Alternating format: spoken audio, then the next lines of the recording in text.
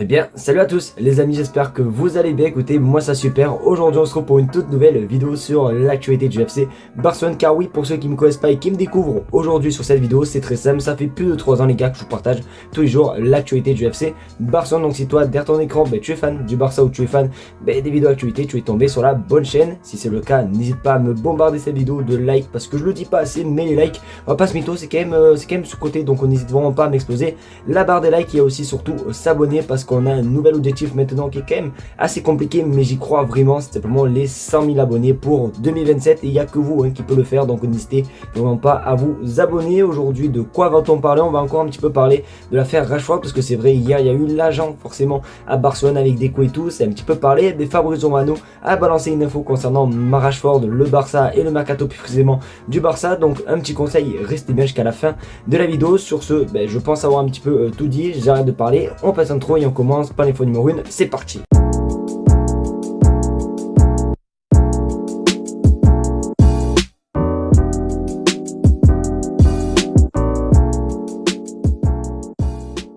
On va commencer directement, vous le savez, par la question de la commu, cette séquence qui vous permet à vous, la communauté, de participer dans les vidéos. Et en plus, simplement parce que vous avez juste à écrire des commentaires et tous les jours je sélectionne un commentaire et je le partage en vidéo. Et aujourd'hui, le commentaire que j'ai sélectionné fait part simplement de mon voyage, parce que là les gars, à l'heure où vous me regardez la vidéo, dans quelques heures je m'apprête à décoller au Canada. Bon, vendredi à midi je décolle, voilà, pour ceux qui ne savent pas. Donc du coup pendant 10 jours je pars au Canada. Donc du coup il y en a beaucoup qui s'inquiètent, et même ma famille me pose la question, mais qu'est-ce qui va se passer durant ton voyage? Vous inquiétez pas. Bon, du coup voici le commentaire en question. Étant au Canada, feras-tu des vidéos encore? Alors, il faut savoir les gars qu'il y a déjà pas mal de vidéos qui sont programmées pour la semaine prochaine. Il y a des vidéos sur des découvertes de pépites, on a des vidéos mercato idéal, des vidéos bilan de la saison. Bref, il y a tellement de vidéos qui sont simplement programmées que vous allez même pas voir la différence. Vous allez avoir l'impression que je ne suis pas parti au Canada. Après, vous inquiétez pas les amis, au Canada je serai en train de filmer, et à la fin de mon voyage, dès que je retournerai en France, il y aura un gros vlog qui sortira normalement. Je dis bien normalement. Donc voilà, en tout cas oui, il y aura bel et bien des vidéos la semaine prochaine. Bon, ça sera juste des vidéos préparées, vous verrez. Là j'ai fait ma coupe de cheveux, vous allez voir que j'aurai pas les cheveux puisque les vidéos sont préparées en avance. Mais voilà, en tout cas oui, vous inquiétez pas, ma chaîne YouTube tournera simplement toujours. Et vous inquiétez pas, de toute façon, même quand je partirai, imaginons si un jour je pars plus de 2 semaines en vacances, vous inquiétez pas, j'abandonnerai jamais YouTube. Donc vous inquiétez pas pour ça. En tout cas, j'ai hâte simplement de voir un petit peu vos avis concernant les vidéos qui arrivent.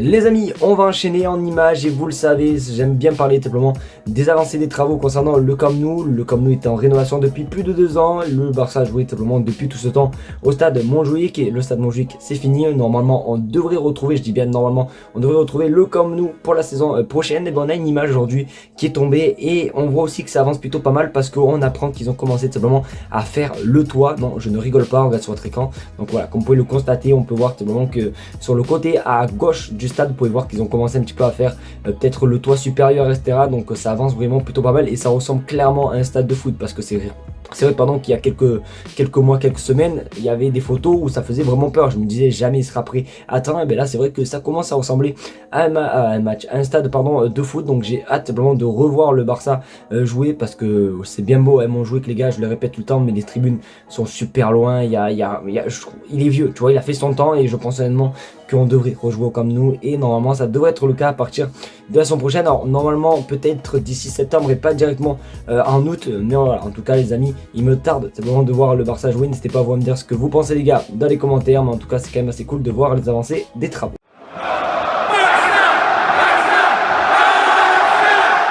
Ah, Fabrizio Romano nous parle. Alors ce qui est bien maintenant dans ces vidéos, c'est que les 2 prochaines infos nous viennent de Fabrizio Romano. Je pense honnêtement que je n'ai pas besoin de vous présenter qui est Fabrizio Romano. Je pense que tout le monde le connaît, c'est clairement le journaliste référence en termes de mercato et même en termes de football. Donc voilà, honnêtement j'ai pas besoin de le présenter. Et du coup il a parlé concernant simplement l'affaire Ansu Fati et l'AS Monaco, parce que vous le savez, notre bon vieux Ansu Fati devrait bel et bien quitter le Barça cet été. Et il y a un club notamment qui est très intéressé et qui se rapproche vraiment d'Ansu Fati, c'est simplement l'AS Monaco. Monaco, et bien aujourd'hui, notre ami Fabrizio Romano balance que c'est limite presque. Vraiment, c'est à ça d'être le fameux Here We Go. Voilà sur votre écran, il paraît que l'AS Monaco et le Barça finalisent l'accord pour Ansu Fati.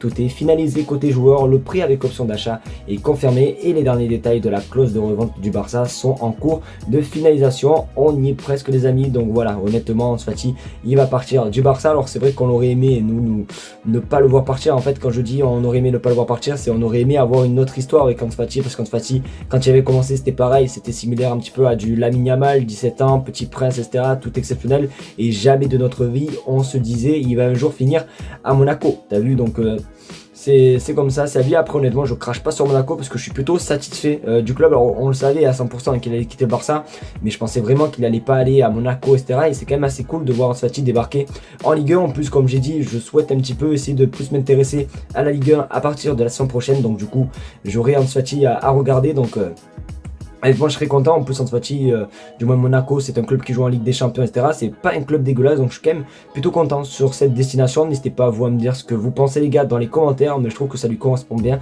Et j'espère vraiment de tout cœur qu'il va faire un massacre en Ligue 1.